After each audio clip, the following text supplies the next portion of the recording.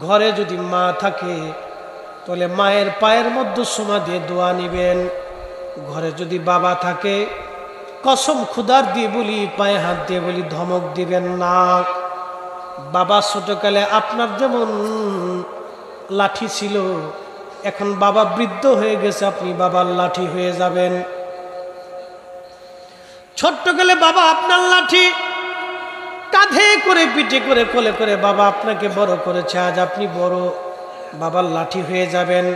আল্লাহ কোরআনে বলেন আনিশকুরুলি ওয়ানি ওয়ানি দাইক, বান্দা তুমি আমার শুকর করবে, কৃতজ্ঞ হবে। আমি আল্লাহর কৃতজ্ঞ হওয়ার পরে তুমি বাবা মার প্রতি কৃতজ্ঞ হবে। ও বন্ধু, আপনাকে বলছি, ঘরের মধ্যে যদি বৃদ্ধ মা থেকে বাবা থাকে তাহলে বাবা মার লাঠি হয়ে যাবেন। মাদেরকে বলি, আমার বোনদেরকে বলি, ও মা বোনেরা, ঘরের মধ্যে আপনার বৃদ্ধ শ্বশুর শাশুড়ি আছে, আমি আমার বোনদেরকে বলি, যারা শ্বশুর বাড়ি আসেন, শ্বশুর বাড়ি আসার পরে নিজেকে অনেক অধিকারী মনে করেন। স্বামী স্ত্রী হওয়ার পরে, সন্তান হওয়ার পরে আপনি নিজেকে অনেক কর্তৃত্বশীল মনে করেন না। এই সংসার আপনি যে দুইজন পুরুষ এবং মহিলার জন্য ক্লান্ত পরিশ্রমে পেয়েছেন, তার একজন আপনার শাশুড়ি আর একজন আপনার শ্বশুর। এরা আজ বৃদ্ধ হয়েছে, কালের বিবর্তনে আপনিও একদিন বৃদ্ধ হয়ে যাবেন বোন। আজকে তাদের শক্তি কম, দুর্বল। মানুষের বয়স হয়ে যাওয়ার পরে সে অনেক ঘন কথা বলে, বেশি কথা বলে, অনেক কিছু খাইতে মন চায়। বৃদ্ধ হয়ে যাওয়ার পরে দেখবেন তার সেন্সলেস হয়ে যায়, সে বাচ্চাদের মতো হয়ে যায়। ছোট্টকালে একটা সন্তান বাবাকে কতবার জিজ্ঞেস করছো, বাবা এটা কি, ওটা কি, সেটা কি, তারপরে বাবা বিরক্ত হয় নাই, মা বিরক্ত হয় নাই। আজকে বাবা ঘরের মধ্যে একটু বেশি কথা বললে আপনার মন খারাপ হয়ে যায়, মেজাজ খারাপ হয়। বন্ধু, আপনাকে বলছি, জীবনে অনেক বড় সর্বনাশ আপনার হয়ে যাবে। আমি আমার ওই বোনকে বলছি, বোন, ওই বৃদ্ধ শ্বশুর শাশুড়িকে আপনি যত্ন করবেন, নিজের মায়ের মতো বাবার মতো আদর করবেন। খোদার কসম করে বলি, এই বৃদ্ধ বাবা মার খেদমত যদি আপনি করেন তাহলে আপনার বাবা মার খেদমতের হক আদায় হয়ে যাবে। কোনো কারণে যদি এই বৃদ্ধ মা বাবা আপনার জন্য কষ্ট পায়, স্বামী থেকে জুদা হয়ে যায়, আপনার কারণে আপনার স্বামী যদি এই বৃদ্ধ বাবা মাকে কষ্ট দেয়, তাহলে বোন আপনাকে বলছি, আল্লাহর কোরআন যদি সত্য হয়, আল্লাহর কবর যদি সত্য হয়, তাহলে আমি বলে দিয়ে গেলাম, জীবনেও কোনোদিন সুখ আপনাকে ধরা দেবে না, দুনিয়াতে সুখ ধরা দেবে না। যদি বলেন হুজুর আল্লাহর কালাম সত্য, তাহলে সুখ ধরা দেবে না। যদি বলেন হুজুর কবর সত্য, সুখ ধরা দেবে না। আল্লাহর কসম করে সুখ আপনার ঘরে ধরা দেবে না বোন। আপনাকে বলছি, ঘরের মধ্যে অশান্তি বাঁধাবেন না। আপনার স্বামীর যদি ভুল হয় আপনি নিজে শাসন করবেন। সবসময় বৃদ্ধ বাবা মার পক্ষে আপনি থাকবেন। আল্লাহর কসম, আরশের মালিক আপনার পক্ষে থাকবে। আপনার সন্তান একদিন বৃদ্ধ হয়ে যাবে, সন্তান আপনার পক্ষে থাকবে। বাজানো, খুব মনোযোগ দিয়ে কথাগুলি শুনে যাবেন। এই জন্য আপনাদেরকে বলতেছি, আমার এই কথাগুলি বাড়ি পর্যন্ত নিয়ে যাবেন। হযরত আবু বকর সিদ্দিক রাদিয়াল্লাহু আনহু গোলাম প্রত্যেকদিন তার জন্য খাবার নিয়ে আসে। প্রত্যেকদিন জিজ্ঞেস করেন, গোলাম কোথা থেকে তুমি খাবার আনো? আজকে ক্ষুধার যন্ত্রণে আবু বকর খাবার কোথা থেকে আনছে গোলামকে জিজ্ঞেস করেন নাই। খাওয়া শেষ হয়ে যাওয়ার পরে জিজ্ঞেস করলেন, গোলাম খাবার তুমি কোথা থেকে আনছো বলো। গোলাম ডাক দিয়ে বলতেছে, হুজুর খাবার আনছি একজন গণকের বাড়ি থেকে, গণকের বাড়ির খাবার আনছি।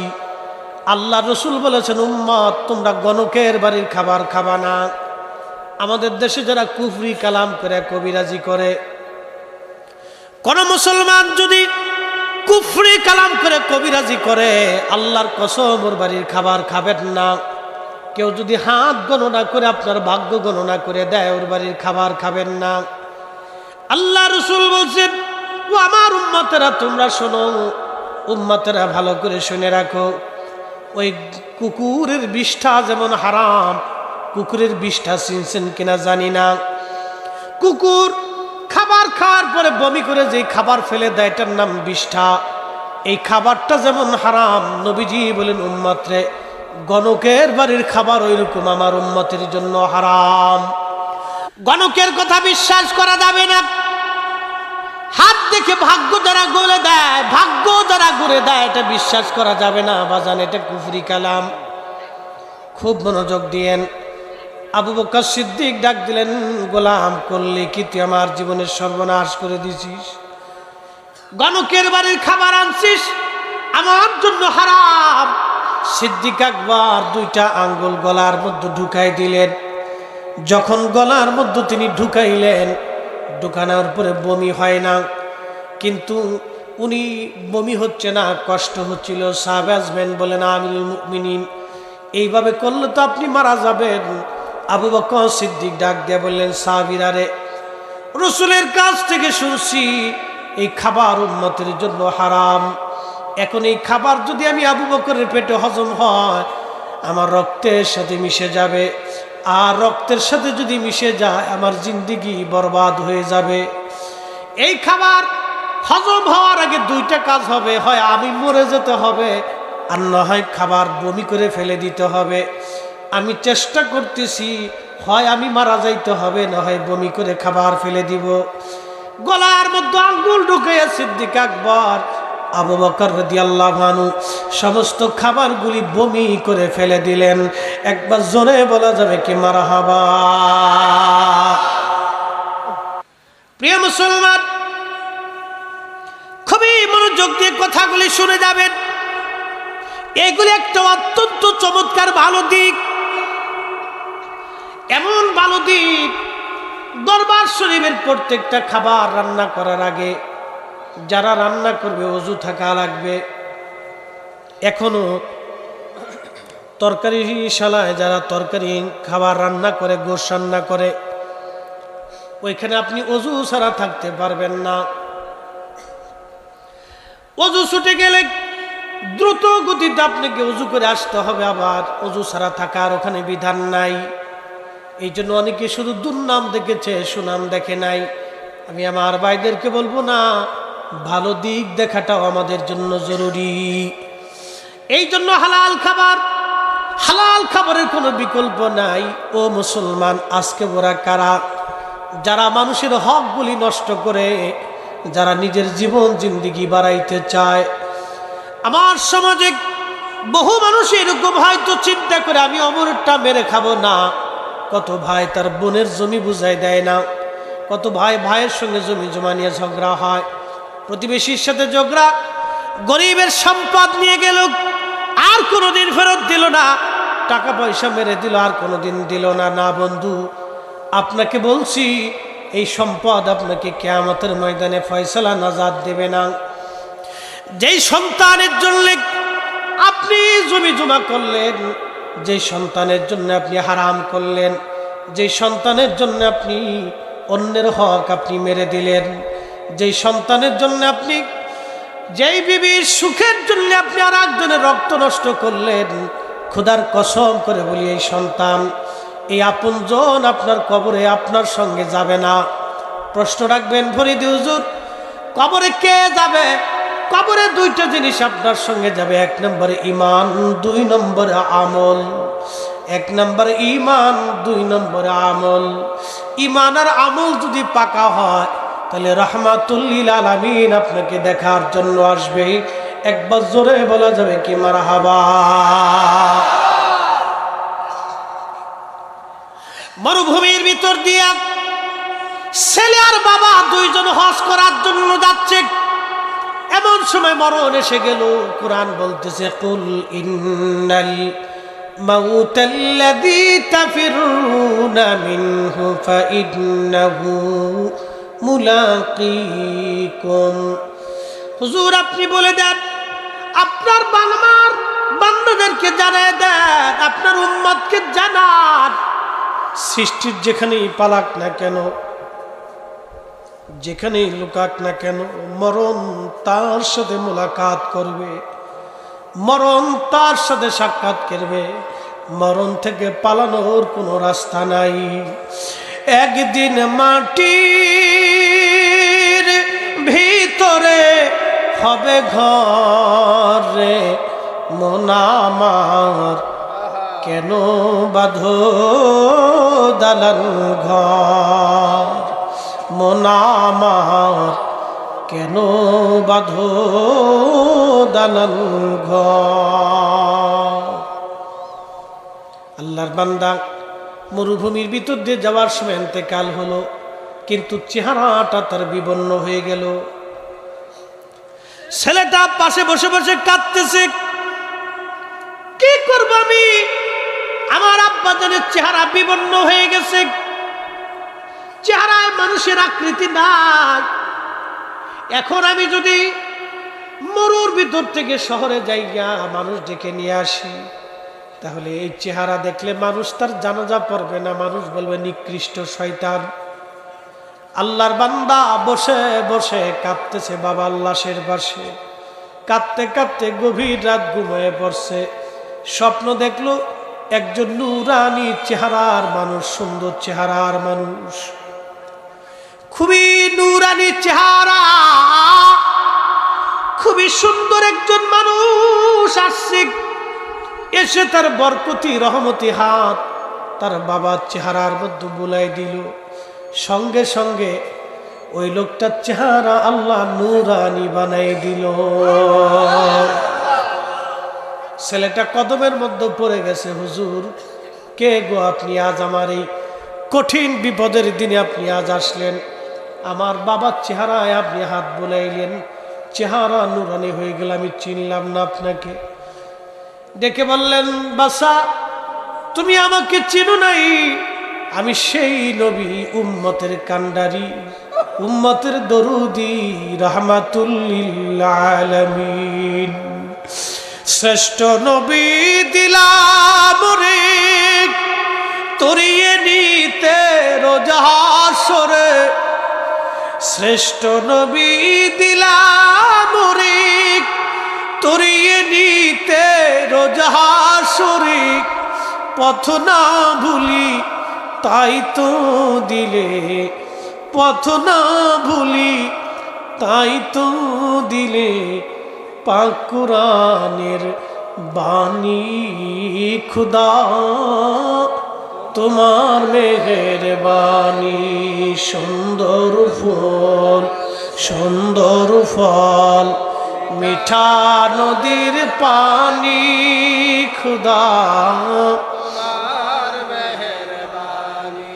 তুমি কতই দিলে রতন, ভাই বারাদার পুত্র সদন, ক্ষুদা পেলে অন্ন জুগাও, ক্ষুদা পেলে অন্ন জুগাও, মানি চাই না মানি, খুদা তোমার মেহেরবানি। সুন্দর ফুল সুন্দর ফল, মিঠা নদীর পানি, খুদা তোমার মেহেরবানি। খুব মনোযোগ দেন, আল্লাহর বান্দার চেহারা নূরানি। ছেলেটা কদমের মধ্যে জড়িয়ে ধরলে বলেন, ইয়া রাসূলুল্লাহ, ইয়া হাবিবাল্লাহ, নবী গো দয়া করে বলবেন কি, কেন আমার আব্বাজানের এই কঠিন বিপদের সময় আপনি আসলেন? আল্লাহর নবীজি দয়া করে বলবেন কি, কি জন্য কঠিন বিপদের সময় আপনি আসছেন? কেনই বা আমার আব্বাজানের প্রতি আপনার দয়া হলো? খুবই মনোযোগ দিয়ে কথাটা শুনে যাবেন। আল্লাহ রসুল একটা হাদিস বলেছেন।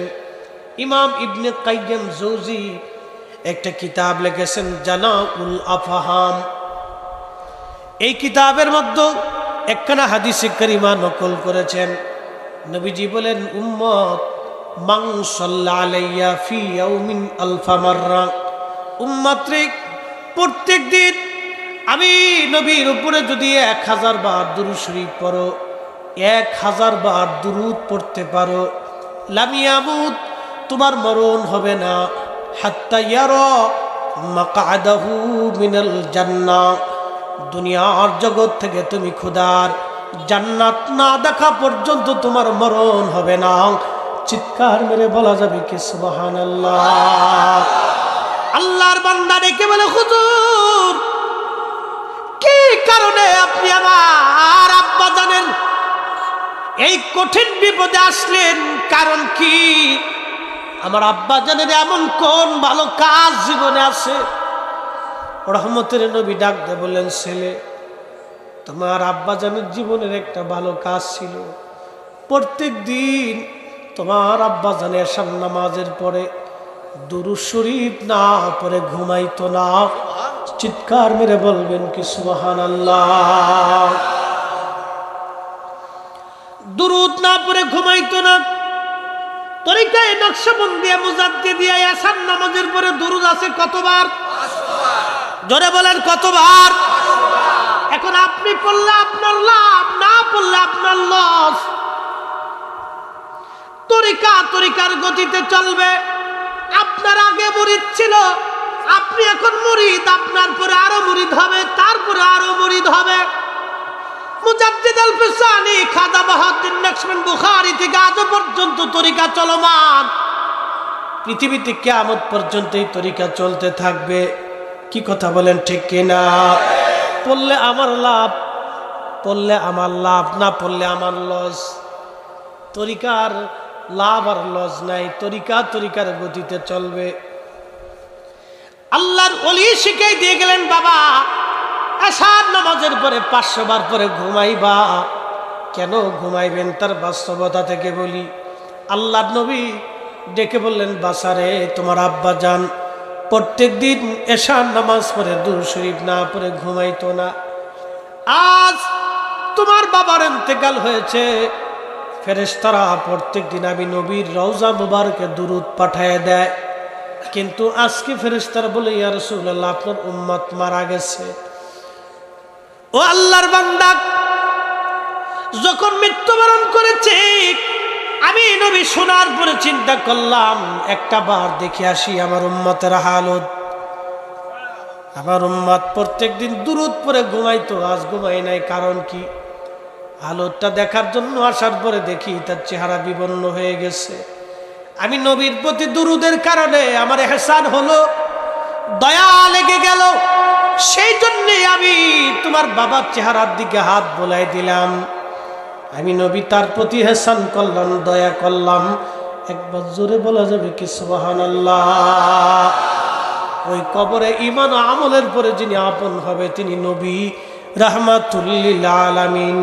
অতএব গুলামি করলে নবীর গুলামি করে যাওয়াই বুদ্ধিমানের কাজ। কথা কোন ঠিক? আল্লাহর কোরআন বলে, ইয়া আইয়ুহাল্লাযীনা আমানু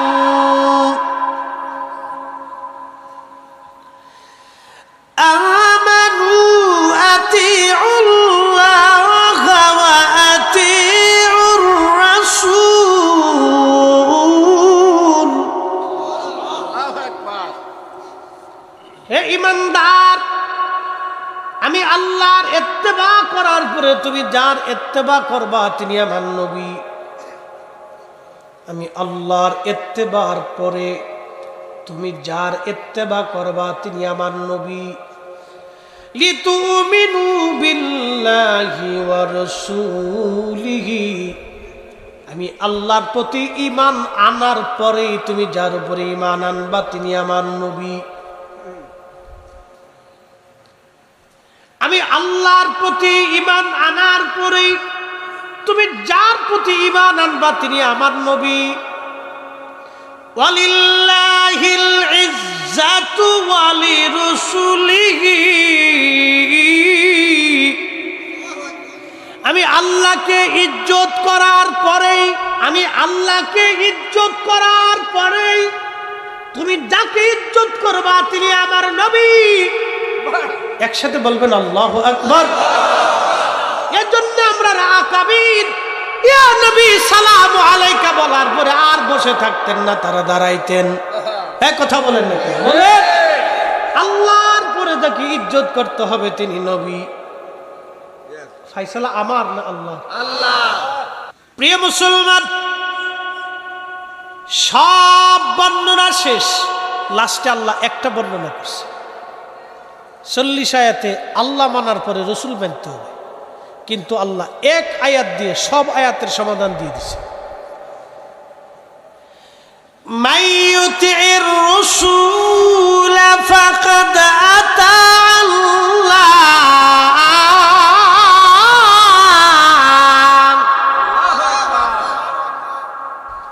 আল্লাহর কোরআন বলে, হাবিব উম্মতকে জানান, উম্মতের জন্য আমি আল্লাহ একটা চূড়ান্ত ফয়সালা দিলাম। আপনি নবীর ইত্তেবা হলেই, আপনি নবীর ইত্তেবা হলেই আমি আল্লাহর ইত্তেবা হয়ে যাবে। এমন এক জিহ্বা আল্লাহ বানাইছেন, জিহ্বার উপরে দিলেন আপনি তেঁতুল, জিহ্বা কয়ে দেয় তেঁতুল, দিলেন রসগোল্লা, রসগোল্লা, দিলেন লবণ, লবণ, গরুর গোশ, গরুর গোশ, খাসির গোশ, খাসির গোশ, জিহ্বার উপরে দিলেন আম, আমের কথা বলবে, কাঁঠালের কথা বলবে না। হাজার কোয়ালিটির ফল, হাজার কোয়ালিটির খাবার একটা জিহ্বা দিয়ে যিনি আস্বাদন করান, সেই মালিকের নাম কি? আল্লাহ। তাহলে আপনারা বলেন সেজদা হবে কার জন্য? আল্লাহু আকবার।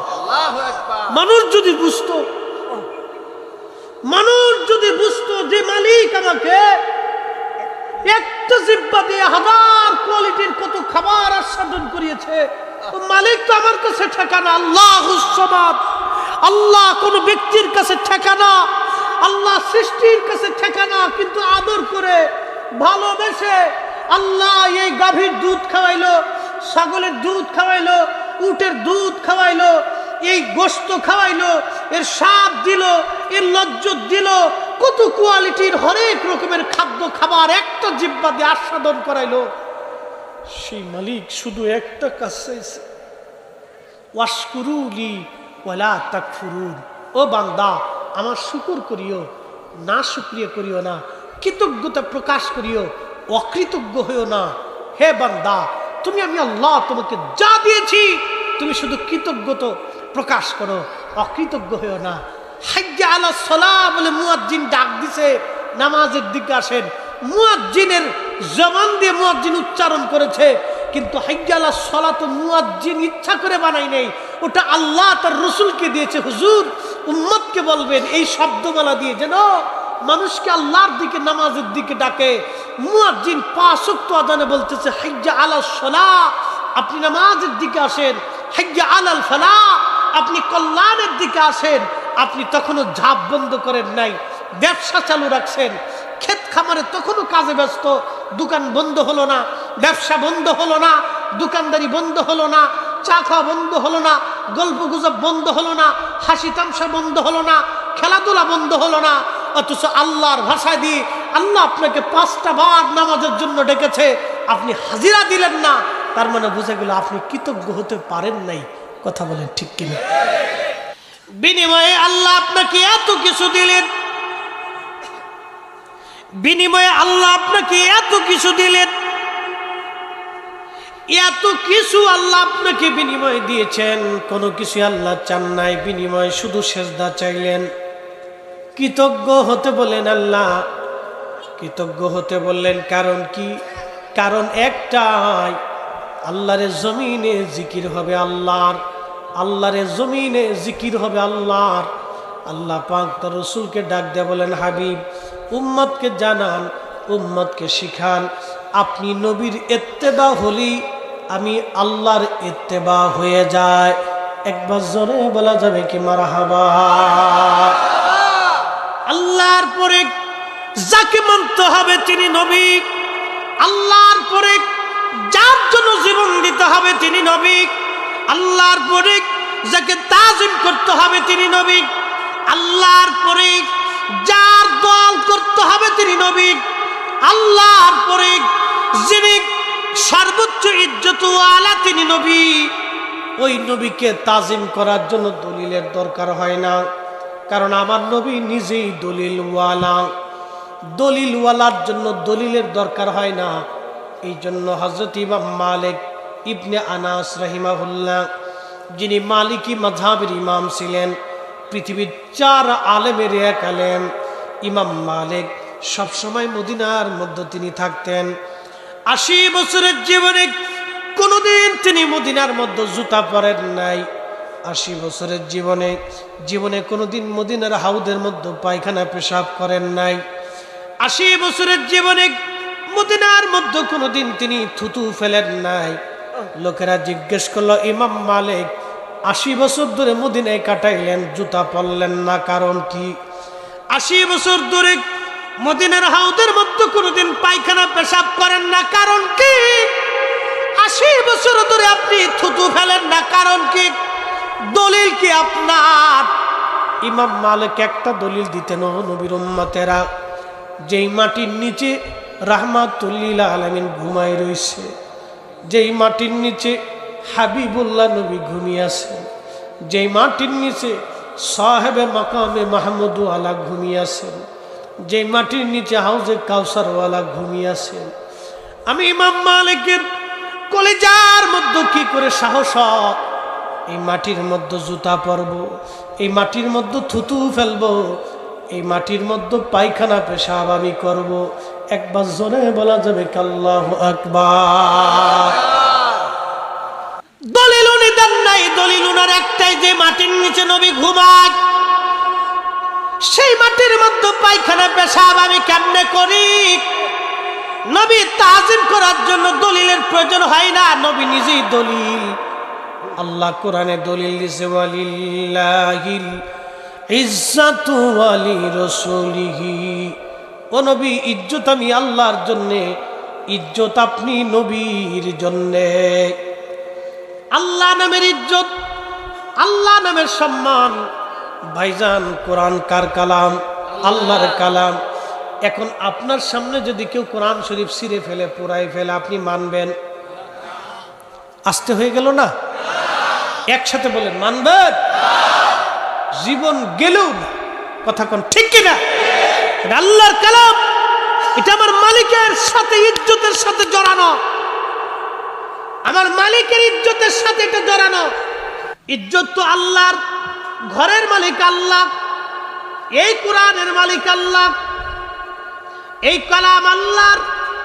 যদিও কাগজের মধ্যে লেখা, কিন্তু কাগজের ভিতরে লেখার কারণে কাগজের দাম বেড়ে গেল।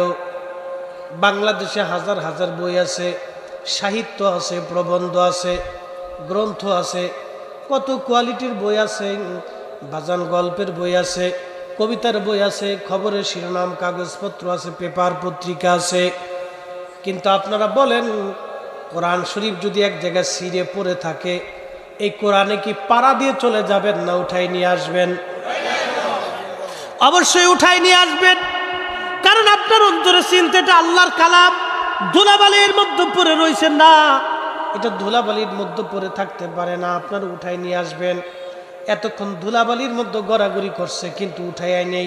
একটা ঝাড়া দিয়ে অনেকে চুমা খায়, অনেকে চোখে লাগায় যে এটা আল্লাহর কালাম। ঠিক কিনা? ওয়াজ করলে কি লাভ, শুনলে কি লাভ? লাভ হবে তার আমলে, আমলেও লাভ হবে না নবী প্রেম না থাকলে দিলে। নবী প্রেম থাকলে দিলে লাভ হবে কম আমলে, সুপারিশ করবেন নবী রোজ হাসরের ময়দানে। জ্ঞানী যারা বুঝে তারা শুধু ইশারা, নাদানেরে বুঝাইতে পারে আসে কে কোথায়। জ্ঞানীর মতো জ্ঞানী হলে অল্প কথাই বুঝে, কচুর মতো কচু হলে অল্প জালেই সিজে। আল্লাহর ওলি বিশুর হাফি তখন আল্লাহর ওলি ছিলেন না। হাসান বসরি রহমাতুল্লাহর জমানার আলেম। হাসান বসরি কোন জমানার আলেম বলি? ইমাম হুসাইন রাদিয়াল্লাহু আনহু যেই দিন শহীদ হয়, সেই দিন হাসান বসরি বসরা নগরীতে। হাসান বসরি সেই জমানার আলেম। তাহলে এবার চিন্তা করেন, বিশুর হাফি সেই জমানার আলেম। বিশুর হাফি আগে ছিল মধুপায়ী, নেশা করতো বিশুর। নেশা করার জন্যে বিশ্বর হাফি রওনা করলেন বাড়ি থেকে। উনি যখন পথের মধ্যে রওনা করলেন, পথের মধ্যে দেখলেন একটা কাপড়ের টুকরা গড়াগড়ি খায়। এই কাপড়ের টুকরার মধ্যে লেখা আছে লা ইলাহা ইল্লাল্লাহু মুহাম্মাদুর রাসূলুল্লাহ সাল্লাল্লাহু আলাইহি ওয়াসাল্লাম। এই কাপড়ের ভিতরে কালেমা শরীফ, আল্লাহর পবিত্র নাম। ওয়ালিল্লাহিল ইজ্জা, কোরআনের আয়াতের শব্দের মর্মটা বুঝে যান যে ইজ্জত আল্লাহর জন্য। হাজরাতে বিশর হাফি মদের দোকানের দিকে রওনা। ঠিক এমন সময় কালেমা খচিত কাপড়ের টুকরাটা গড়াগড়ি খায়। বিশর হাফি রহমাতুল্লাহ আলাইহি চিন্তা করলেন, হায়রে, সারা জীবন মদ পান করছি, গুনার কাজ করছি, নেশা করছি, জেনা করছি, দুনিয়াতে কত খারাপ কাজ সারা জীবনে করলাম আমি বিষয়। আজকে আমার মালিকের নাম দুলাবালির মধ্যে গড়াগড়ি খাবে। না না, আমি বিষর এটা হতে দিতে পারি না। বিষরের অন্তরের মধ্যে বিরাট বড় ধাক্কা লাগছে। বিশর হাফি ওই কাপড়ের টুকরাখানা উঠাইয়া পরিষ্কার করে চুমা লাগাইয়া চোখে লাগাইয়া বিশর হাফি রওনা করছে। বাড়ি এসে মার দরজার সামনে যে আঘাত করছে, মা দরজা খোলো। বিশরের মা দরজা খুলে দিছে। বিশর হাফি ডেকে দিয়া বলে, মা, রাস্তা দিয়ে মদের দোকানে যাচ্ছি, বার হাউসে যাচ্ছিলাম মদ পান করার জন্য গো মা, কিন্তু আমার মালিক, আমার মাওলা, আমার রব, আমার আল্লাহ পবিত্র নাম ধুলাবালির মধ্যে গড়াগড়ি খাই রে মা। ও মা, আমি বিশুর যতই মদ পান করি, খারাপ কাজ করি না কেন, এটা তো আমার মালিকের নাম। মারে, এই নাম কোন জায়গা রাখলে আমার মালিকের ইজ্জত করা হবে বলো? ওয়ালিল্লাহিল ইজ্জা, ইজ্জত আল্লাহর জন্যে। এই নাম কোন জায়গা রাখলে আল্লাহর ইজ্জত করা হয় মা বলো? বিশরের মার চোখ থেকে পানি বেয়ে আসে। বুঝতেছি বিশরের অন্তরে বুঝি হেদায়েতের ধাক্কা লেগে গেছে। বিশর হাফির মা কেঁদে দিয়ে বলল, বাবারে, কোরআন শরীফ যে তাকের মধ্যে রাখছি, ইজ্জতের সাথে রাখছি, ও বাবা বিশর এখানেই তুমি রেখে দাও। বিশর হাফি রহমাতুল্লাহ আলাইহি, বিশর হাফি রহমাতুল্লাহ আলাইহি বললেন, ও মা, আল্লাহর নামের ইজ্জত এইখানে করলে কি হবে? বলে, হ্যাঁ বাবা, তুমি এইখানে রেখে চলে যাও রে বিশর। হাজরাতে বিশর হাফি মার কাছ থেকে বিদায় নিয়ে আবার রওনা করলেন, মদের দোকানে চলে গেলেন। জমানার ওলি হাসান বসরি রহমাতুল্লাহ আলাইহি মুরাকাবার মধ্যে বসে আছেন। এমন সময় আল্লাহ ইলহাম করলেন, হাসান, যাও আমার বিশর মদের দোকান থেকে এনে তারে তওবা করা, পবিত্র বানা। আমি আমার বিশরকে মাফ করে দিয়েছি। জোরে বলা যাবে কি সুবহানাল্লাহ? বলেন বন্ধু, ক্ষমার মালিককে। গুনাহ আপনার অনেক হয়ে গেছে, ভয় নাই। জীবনে অনেক গুনাহ করে ফেলছেন, ভয় নাই। রব্বে কারীমের দরবারে হাত বাড়ায় দেন, হে রব, আমি আপনার পাপিষ্ঠ বান্দা, জীবনে অনেক গুনাহ হয়ে গেছে। আপনি কোরআনে বলেছেন, কুলিয়া ইবাদিয়াল্লাযীনা আসরাফু আলা আনফুসিহিম লা তাকনাতু মির রাহমাতিল্লাহ। তুমি বলেছো, হে আমার বান্দা, তুমি আমার রহমত থেকে নিরাশ হও না। যতই গুনাহ তুমি নফসের সাথে করো, কোনো ভয় নাই।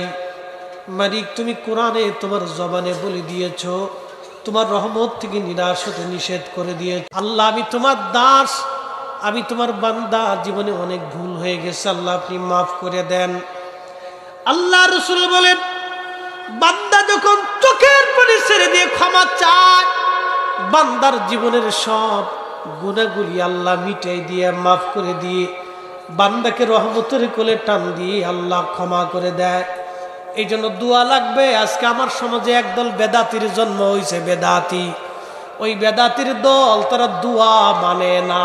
কি কথা কোন ঠিক কিনা? আমরা বেদাতি না ওরা বেদাতি? আমরা না ওরা। আল্লাহর কোরআন বলে উদউনি আস্তাজিব লাকুম, তোমরা আমার কাছে চাও, আমি আল্লাহ তোমাকে দেব। আল্লাহ রাসূল বললেন অদবুরুস সালাতিল মাকতুবা, ফরজ নামাজের পরে দোয়া করলে কবুল হয়। আল্লাহ বললেন হে বান্দা তুমি আমার কাছে চাও, আমি আল্লাহ তোমাকে দেব। আল্লাহ রাসূল বলেন আদ-দুআউ ওয়াল ইবাদা, দোয়া ইবাদতের মধ্যে অন্যতম শ্রেষ্ঠ ইবাদত। আজকে যারা দোয়া মানে না তারা আল্লাহর কোরআন ও নবীর সুন্নত মানে না। যারা আল্লাহর কোরআন ও নবীর বিধান মানে না, তার মানে বোঝা গেল আমরা বেদাতি না, ওরাই হলো অরিজিনাল বেদাতি। আল্লাহ রাসূল বলেন দোয়া ইবাদতের মধ্যে শ্রেষ্ঠ ইবাদত। রাসূলুল্লাহ বলেন দোয়া মুখুল ইবাদা, দোয়া ইবাদতের মগজ। আল্লাহ রাসূল বলেন আমার একদল উম্মত জামাতের সাথে দোয়া করলে একজন দোয়া করে বাকিরা আমিন আমিন বলবে, আল্লাহ হাত ফিরাই দিতে লজ্জা হয়। রাসূল বলেন দলবদ্ধভাবে দোয়া করো। আরে হযরত খাদিম রাসূল আনাস রাদিয়াল্লাহু আনহু, যিনি 10 বছর রাসূলের খেদমতে গোলামি করছেন, তিনি আমল ছিল প্রত্যেক দিন রাত তাহাজ্জুদ পর্যন্ত তিনি কোরআন তেলাওয়াত করতেন। প্রত্যেক রাত তাহাজ্জুদের নামাজ পড়তেন। 2-1 পারা তেলাওয়াত বাকি রেখা ফজরের নামাজ পড়িয়া উনি ঘরে আসতেন। আল্লাহ ওনারে 100-র উপরে 100 সন্তান দিছিলেন, অনেক জমি জমা দিছিলেন। উনি রসুলের খাদেম ছিলেন।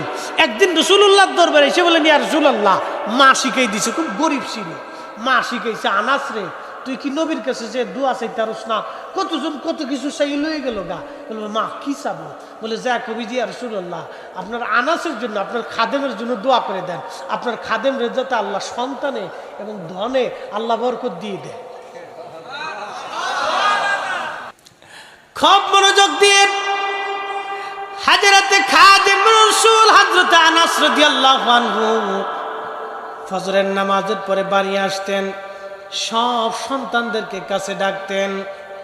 ডাকার পরে বাকি কোরআন শরীফ উনি তেলাওয়াত করে, তেলাওয়াত শেষ হয়ে যাওয়ার পরে তিনি সবাইকে নিয়ে দোয়া করতেন আর বলতেন ও আমার সন্তানেরা শোনো, আমি আমার মাসুক, আমার মাসদুক, আমার সাদিক, আমার মাসতুক, আমার মাহবুব, আমার বন্ধু নবীর কাছ থেকে শুনছি। আল্লাহর নবী বলতেন উম্মত কোরআন খতম দেওয়ার পরে যে দোয়া হয় এই দোয়াটা আল্লাহর দরবারে মঞ্জুর হইয়া যায়। এই রিসালার ভিতরে তিনি ফতোয়া লিখছেন ইসালে সুয়াব নিয়ে, মরহুমদের জন্য দোয়া নিয়ে। একসাথে বলা যাবে না মারহাবা? তুলুউস সুরিয়া বিইদহারি মা কানা খাফিয়া।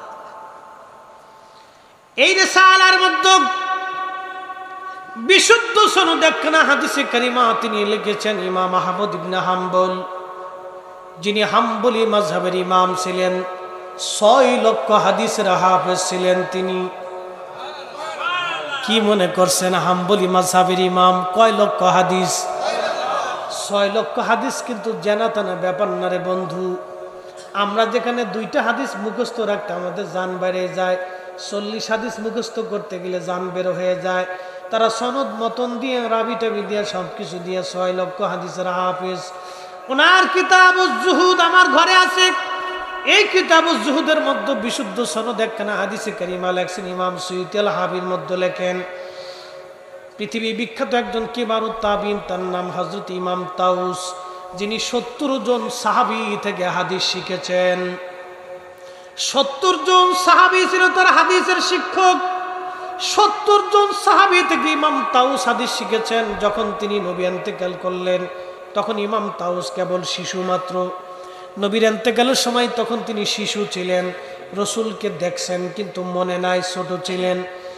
কেউ নাকে সাহাবী বলেছেন, কেউ নাকে তাবিঈ বলেছেন, কিবারুত তাবিঈনদের একজন। তিনি ইমাম তাউস রাহমাতুল্লাহ আলাইহি বর্ণনা করেন আমাদের জমানাতে যখন মানুষ মারা যাইত, মানুষ মারা যাওয়ার পরে আমরা জানতাম 40 দিন এবং 7 দিন পর্যন্ত মানুষ কবরের মধ্যে দোদুল্যমান থাকে, চিন্তিত থাকে, পেরেশানির মধ্যে থাকে। মানুষের ইন্তেকালের পরও কবরের মধ্যে সে পেরেশানির মধ্যে কাটায়, বিপদের মধ্যে থাকে, মুসিবতের মধ্যে সে কাটায়, চিন্তা মুক্ত হয় না। যদিও আল্লাহ তারে মাফ করে দেয়, তারপরেও সে চিন্তা মুক্ত হয় না, পেরেশানির মধ্যে কাটায়। এই পেরেশানি দূর করার জন্য পেরেশানির মধ্যে কাটায়, এই পেরেশানি দূর করার জন্য ইমাম তাউস বলতেছেন, আমাদের জমানাতি আস্তাহিবুনা আইয়ুতইমু তিলকাল আইয়াম, আমরা এই 7 দিনের দিন এবং 40 দিনের দিন আমরা মুসলমানদেরকে দাওয়াত করে নে উত্তম খাবার পরিবেশন করাইয়া ওই মরহুমের জন্য দোয়া করাইতাম, ইসালে সওয়াব করাইতাম। একবার জোরে বলা যাবে কি মারহাবা। একদিন মাটির ভিতরে হবে ঘরে মন আমার, কেন বাঁধো দালান ঘর, মন আমার কেন বাঁধো দালান ঘর। ভাইজান আমার, হযরত বিশর হাফির কথাটা বলে দোয়ার দিকে চলে যাব, খুব মনোযোগ দিয়েন। বিশর হাফি মদের দোকানে হাসান বসরিকে আল্লাহ ইলহাম করলেন, হাসান তাড়াতাড়ি যাও। হাসান বসরি মোরাকাবায় চিন্তায় পড়ে গেলেন, ব্যাপার কি? একজন মদপায়ীর জন্য আমার মালিক আমার আল্লাহ আমাকে ইলহাম করলেন, এটা কেমন করে হয়? হাসান বসরি মোরাকাবা ছেড়ে দিলেন, আবার মোরাকাবায় বসলেন। মোরাকাবায় বসার পরে হাসান বসরি রহমাতুল্লাহ আলাইহি আবার মোরাকাবা। আল্লাহ আবার ডাক দিয়েছে, হাসান তাড়াতাড়ি যাও, আমার বিশরকে মদের দোকান থেকে নিয়ে এসে তওবা করাও, আমি আমার বিশরের জীবনের গুনাহ আমি আল্লাহ মাফ করে দিছি। হাসান বসরি আবার মোরাকাবায়, আবার আল্লাহ পাক ইলহাম করলেন, হাসান তাড়াতাড়ি যাও, মদের দোকানে চলে যাও, বিশরকে বের করে এনে তওবা করাও, আমি আল্লাহ বিশরকে আমি আল্লাহ তাকে মাফ করে দিয়েছি। হযরত হাসান বসরি তৃতীয়বারের মতো একটা দৌড় মারলেন, মদের দোকানের সামনে যে দাঁড়ায় বলছে, বিশর। বন্ধুরা বের হয়ে আসছে, বলে আপনার বিশর মদ কি অজ্ঞান হয়ে পড়ে আছে, ব্যাপার কি? হুজুর, মদের নেশা কি আপনারা ধরছেনি? আপনি কি মদ পান করার জন্য আসছেন? হাসান বসরি ডাক দিয়ে বলতেছে, মদপায়ীরা, মদের নেশায় আমাকে ধরে নাই, বল আমার বিশর কোথায় আছে? বলে আপনার বিশর মদ কেউ বুর হয়ে পড়ে আছে, তাড়াতাড়ি আমার বিশরকে বের করে দে। বিশরকে বের করে নিয়ে আসলেন, গোসল করাইলেন, হুঁশ ফিরে আসলো, পাক করাইলেন, যাই নামাজে বসাইয়া হাসান বসরি ডাক দিলেন, বিশর, আল্লাহ আমাকে জানাইছেন তোমার জীবনের গুনাহ আল্লাহ মাফ করে দিয়েছেন, বিশর রে তওবা করো, তুমি ভালো হয়ে যাও। বিশর হাফি চোখের পানি ছেড়ে দিয়ে বলে, হুজুর, আল্লাহ আপনাকে পাঠাইছে আমার কাছে ক্ষমার কথা বর্ণনা করে। আল্লাহর ওলি, আমি জীবনে এত পরিমাণে গুনাহ করছি, এই গুনাহ যে মাফ হবে আমার বিশ্বাস হয় না। হাসান বসরি ডাক দেখায়, না রে বিশর, আল্লাহ রাব্বুল আলামিন ঘোষণা দিছে তোমার জীবনের গুনাহ আল্লাহ মাফ করছে। বিশর হাফি ডাক দেখা, হুজুর, আল্লাহ মাফ করছে আমার বিশ্বাস হয় না। ঠিক এমন সময় আসমান জগৎ থেকে আওয়াজ আসলো, ইয়া বিশর রাফাতা ইসমি ফারাফানা লাক। বিশর রে, তুই আমার নামের ইজ্জত করেছিস, যা আমি মালিক তোর ইজ্জত করলাম, তোর জীবনের গুনাহ আমি আল্লাহ মাফ করে দিলাম।